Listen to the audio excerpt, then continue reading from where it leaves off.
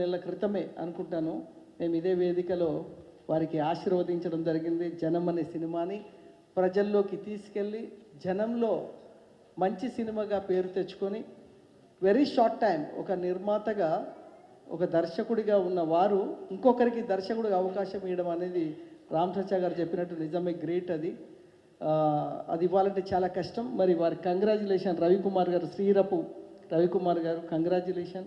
సుమన్ గారి యొక్క క్యారెక్టర్ చూసినట్లయితే ఎక్స్ట్రాడినరీగా అనిపిస్తుంది పోస్టర్ పైన. సో చాలా బాగా డిజైన్ చేసారు అనుకుంటున్నాను Ravikumar. So all the best. ఈ సినిమా మంచి పేరు తీసుకొని రావాలి యూనిట్ అందరికీ. మరి Kiran hero, nice, congratulation, all the best. త్వరలో సినిమా కంప్లీట్ అయింది, ఫిబ్రవరిలో రిలీజ్ అని చెప్తున్నారు మా PRO box office Ramesh Kumar గారు. ఆయన ప్రతి సినిమాకి ఆయన బ్యాక్ ఉండి సినిమాని ప్రమోట్ చేయడంలో ఆయన దిట్ట. రమేష్ గారికి మరి అందరికీ ఆల్ ది బెస్ట్ చెప్తూ, ఏమన్నా ఇద్దరు క్యారెక్టర్లు ఉన్నాయా, నాది ఏమన్నా ప్రవీణ్ అనేది నేను తప్పుగా విన్నానా, ఇంత పెద్ద క్యారెక్టర్ నాకు ఇస్తున్నారు సార్, కొత్త ఆర్టిస్ట్ని కదా. ఫస్ట్ భయం వేసింది సార్. సార్ నాకు చాలా ధైర్యం చెప్పారు, నువ్వే చేయాలి, బాగుంటుంది, చాలా ఫన్ ఉంటుంది, ఈ బాడీ లాంగ్వేజ్ చాలా బాగుంటుంది, అది చేయి అని చెప్పి నాకు బాగా సపోర్ట్ చేశారు సార్. తర్వాత హీరో గారు బాగా హెల్ప్ చేశారు నాకు కంటెంట్లో కూడా, ఇట్లా చేయాలి అట్లా చేయాలని చెప్పి. ఇంకా ప్రొడ్యూసర్ గారు ఈ అవకాశం ఇచ్చిన దానికి చాలా థ్యాంక్స్ సార్. మార్నింగ్, ఈ సినిమాలో నాకు ఛాన్స్ ఇచ్చిన డైరెక్టర్ రవి గారికి అండ్ ప్రొడ్యూసర్ రమణ గారికి చాలా చాలా థ్యాంక్స్ అండి.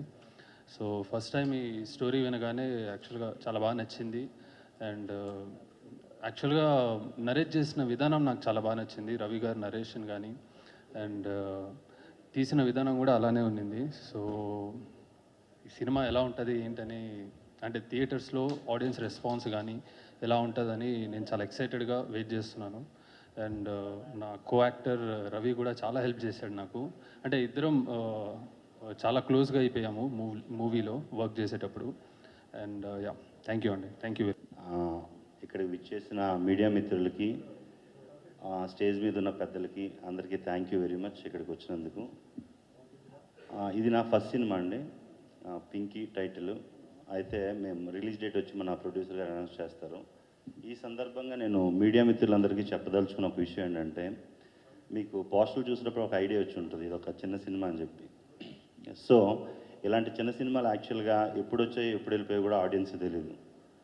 సో బ్రదర్ కొంచెం కాన్సన్ట్రేట్ ప్లీజ్. సో ఇలాంటి సినిమా బయటికి వెళ్ళాలంటే దానికి ఖచ్చితంగా మీడియా సపోర్ట్ అయితే 100% కావాలి. అంటే మేము కోట్లు పెట్టి అయితే మనం పబ్లిసిటీ చేసే పరిస్థితి కాదు. సో మీ సపోర్ట్తో, ఇది ప్రొడ్యూసర్ గారి సపోర్ట్తో ఒక మంచిగా జనాలు రీచ్ అవుతుందని చెప్పి నేను అనుకుంటున్నాను. Thank you so much. వందనం. మీడియా మిత్రులందరికీ వందనం, అభివందనం. నేను మద్రాసులో దాదాపు 1981 నుంచి మద్రాసులో ఉండటం జరిగింది. అక్కడ నేను పెద్ద వారితో పరిచయాలు ఉన్నాయి, కానీ ఒక డైరెక్టర్ కోసం అక్కడ పడే అవస్థలు ఏంటో నేను ప్రత్యేకంగా చూడటం జరిగింది. అందువల్ల నేను నిర్మాత అయినప్పటికి కూడా నేను జరిగిన కథ అనేటువంటి 2022 ఒక సినిమా రిలీజ్ చేయడం జరిగింది, మంచి హిట్ అయ్యింది. అలాగే జనం 1 మొన్న అది మంచి IMDb కూడా 8.9 మంచి మార్కెట్లో మంచి హిట్ సినిమాగా వచ్చేసింది. అంటే ఒక ఆదర్శ భావాలతోటి సినిమా తీస్తే అది జనం చూస్తారా లేదా అనేటువంటి ఒక అనుమానాన్ని మాకు చాలామంది చెప్పడం జరిగింది. అయినా కూడా నేను ధైర్యం చేసి మా టీ కృష్ణ వాళ్ళందరితో కూడా మేము తిరిగి అప్పుడు చేసిన రోజులు కాబట్టి అలాంటిది ఒక సినిమా చేయటం, ఆ సినిమాని ప్రేక్షకులు ఆదరించటం చాలా ఆనందంగా ఉంది. అలాగే రేపు జనం 2 అనేటువంటి సినిమాను కూడా ఇప్పుడు నిర్మాణం జరుగుతూ ఉంది. జనం పార్ట్ 1 అయిపోయింది, పార్ట్ 2 ఆ సినిమాని రేపు పింకీ ఫిబ్రవరి 1st వీక్ రిలీజ్ చేయాలనుకుంటున్నాం. అది రిలీజ్ అయిన వెంటనే ఫిబ్రవరి ఎండింగ్ కానీ మార్చి కానీ ఆ సినిమాను కూడా మా ఆత్మీయులు మా రామ్ సత్యనారాయణ గారు ఆ సినిమాలో ఒక ముఖ్యమంత్రి పాత్ర వేస్తూ ఉన్నారు. ఆయన ఒప్పుకున్నందుకు చాలా గర్వంగా ఉంది మాకు, ఆ ముఖ్యమంత్రి పాత్ర వేస్తున్నారు. అలాగే మా ప్రసన్న కుమార్ గారు, వీరందరితో కూడా ఈ నెల 20వ తారీఖు మన టీజరు రిలీజ్కి కానివ్వండి మాకు కంటిన్యూగా రావాల్సిందిగా మేము వేదిక ముఖంగా కోరుకుంటూ ఉన్నాం. పింక్ అనేటువంటి సినిమా ఏంటి అంటే, ఒక పాయింట్లో చెప్పాలంటే ఒక డైమండ్, ఆ డైమండ్ ఏమైపోయింది అనేటువంటి ఒక డైమండ్ మీద జరిగే అన్వేషణే ఈ పింకీ సినిమా అన్నమాట. ఇది ఒక ఫ్యామిలీ సెంటిమెంటు, సస్పెన్స్ ఉంటుంది. రవికి నేను డైరెక్షన్ ఇస్తానికి కారణం అతను నాకు సబ్జెక్టు వచ్చి ఒంగోలు వచ్చి చెప్పిన విధానం మీద నమ్మకం కలిగి అతను ఇప్పటివరకు నాకు వాస్తవంగా పరిచయం కూడా లేదు, వేరే వారి ద్వారా పరిచయం అయ్యాడు. ఇతనికి అవకాశం ఇవ్వచ్చు అని చెప్పి నేను అనుకోని నాకు అవకాశం ఇవ్వడం జరిగింది. అలాగే అతను కూడా ఎలాంటి ఇబ్బంది లేకుండా, నాకు ఎలాంటి శ్రమ లేకుండా నేను కేవలం అన్నపూర్ణ స్టూడియో పూజకు మాత్రమే వెళ్ళటం జరిగింది. గుమ్మడికాయ కొట్టే వరకు నేను దాంట్లో జోక్యం చేసుకోలేదు. ఆ సినిమాను పూర్తి చేసి ఈ రోజున ఈ వేదిక మీదకి తీసుకొని రావడానికి కారణమయ్యాడు. రవి ఎంత కష్టపడ్డాడో నాకు తెలిసి రవి కన్నా ఎక్కువ వాళ్ళ తమ్ముడు ఎక్కువ కష్టపడిన మాత్రం నాకు తెలుసు. ప్రొడక్షన్ యొక్క వాల్యూస్ మొత్తం ఆయన ఏది టీం వర్క్ అంతా చూసుకుంటూ నేను ఎప్పుడన్నా గమనిస్తూ ఉంటే రవి కన్నా ఎక్కువ అతనే కనిపిస్తూ ఉండేవాడు.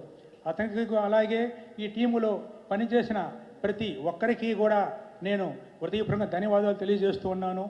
సత్యానంద గారి దగ్గర నుంచి మన కిరణ్ని రవి తీసుకొచ్చి సార్ ఇతను హీరోగా పెడతాను అని చెప్పన్నప్పుడు ఓకే రవి నీ అభిప్రాయాన్ని నేను ఏకీభవిస్తాను, అలాగే చేయమని చెప్పన్నాను. మా మీడియా సోదరులందరూ గతంలో నాకు ఏ విధంగా మీరు సహకారం అందించారో అలాగే మీరు పూర్తి సహకారం అందిస్తూ ఉండాలని, అందిస్తారని చెప్పని కోరుకుంటూ నేను మరొకసారి అందరికీ ధన్యవాదాలు తెలియజేస్తూ సెలవు తీసుకుంటాను. పింకీ మంచి టైటిల్, అంటే హిందీలో అమితాబ్ బచ్చన్ గారిది చాలా పెద్ద హిట్, చాలా పెద్ద నేమ్ వచ్చింది.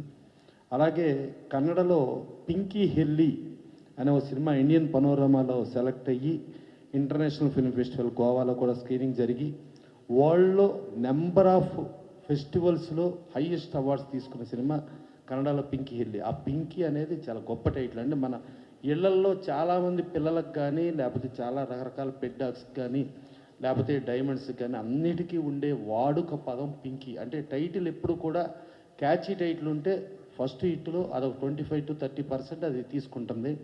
సో అలాంటిది చేశారు. అలాగే పసుపులేటి వెంకటరమణ గారు 2 సినిమాలు చేసి ఇది 3వ సినిమా చేస్తూ ప్లస్ 4వ సినిమా అండర్ ప్రొడక్షన్లో ఉండి, అంటే ఆయనకి పెద్ద పెద్ద సినిమాలు చేయగలిగే కెపాసిటీ ఉన్నా కూడా ఆయన ప్యాషనేట్గా ఒక డైరెక్టర్స్ ఇక్కడ ఉన్న చిన్న చిన్న టెక్నీషియన్స్ పడే ఇబ్బందులు చూస్తూ ఆయన చిన్న సినిమాలు చేయటం అనేది డెఫినెట్గా చెప్పాలంటే ఇండస్ట్రీ పరంగా ఒక అదృష్టం. ఇట్లాంటి వాళ్ళు రావాలి, ఇట్లాంటి వాళ్ళు వస్తేనే ఇండస్ట్రీ బాగుంటుంది.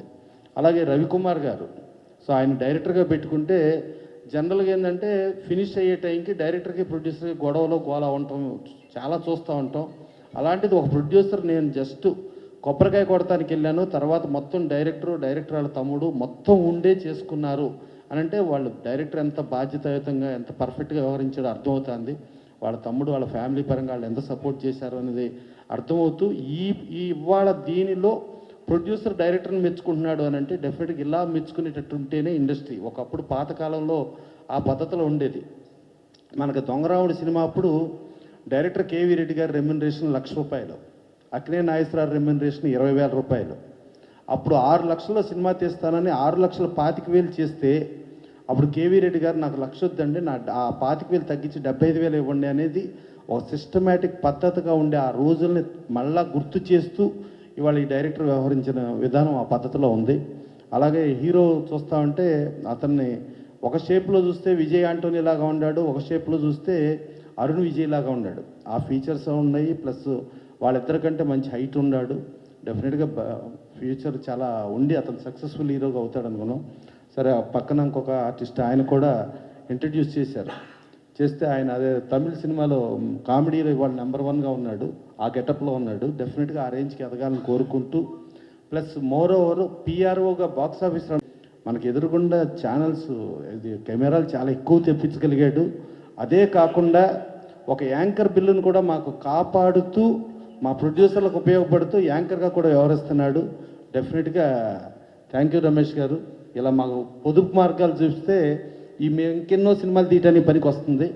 సో ఇట్టా ఈ సినిమా సక్సెస్ అయితే ఇంకెన్నో సినిమాలు చేయగలిగిన పసుపులేటి వెంకటరమణ గారు కనీసం ఇలాంటివి మళ్ళీ గౌక్కని ఏదో పెద్దయ్యాను అనుకుండా ఇలా చేస్తూ ఎంతోమంది ఆర్టిస్టులకి టెక్నీషియన్స్కి వాళ్ళందరికీ కూడా ఒక లైఫ్ ఇస్తూ ఇట్టా ఒక 100 సినిమాలు పూర్తి చేయాలని మనస్ఫూర్తిగా కోరుకుంటూ ఈ సినిమా మంచి సక్సెస్ అవ్వాలని, ఇలా సక్సెస్ అవ్వటానికి మీడియా ప్రధాన పాత్ర డెఫినెట్గా మీడియా ప్రమోట్ చేసి చేయాలని చెప్పి కోరుకుంటూ ఈ రాబోయే సంక్రాంతి కానీ రాబోయే రిపబ్లిక్ డే శుభాకాంక్షలు తెలియజేస్తూ అందరూ బాగుండాలి, అందరితో మనం బాగుండాలి అనేది ఇండస్ట్రీ నినాదంగా ఉండాలని కోరుకుంటూ సెలవు తీసుకుంటాం.